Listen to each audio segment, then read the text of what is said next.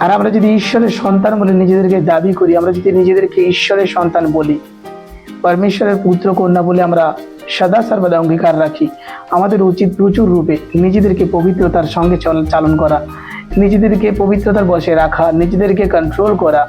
আজ এটা বিশ্বাসীর বড় প্রয়োজন। নিজেদের উপর ধৈর্যশীল হওয়া, মুখ কন্ট্রোল রাখা, নিজেদের আচার ব্যবহার সব কিছুতে তোমার প্রভুর উপর আস্থা রেখে নিজেদেরকে কন্ট্রোল করো। যদি না পারো, পরমেশ্বরের উপরে ভার দাও, তিনি অদ্ভুতভাবে তোমাকে রক্ষা করবেন, তিনি অদ্ভুত রীতিতে তোমাকে আগে নিয়ে যাবেন। আমি বিশ্বাস করি, আমি জানি আমার পিতার মহিমা, আর আমি তার মহিমার কথা তোমাদের কাছে দিন প্রতিদিন খুলে বলে এসেছি, বিভিন্ন জায়গায় প্রচারে, বিভিন্ন দিন লাইভে এসে প্রভু তার সেই প্রেম প্রত্যেকটা কিছু আমি খুলে বলেছি, কারণ আমার পিতার মহিমা আমার সঙ্গে যতটুকু হয়েছে আমি সেটাই জানি।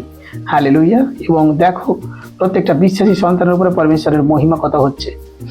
এবং যতজন ঈশ্বরের সন্তানেরা আমাকে শুনতেছ, আমাকে দেখতেছ, তোমরা এটা মনে রেখো, ঈশ্বরের মহিমা তোমরা ঈশ্বরকে দাও, কোনো মনুষ্যকে নয়।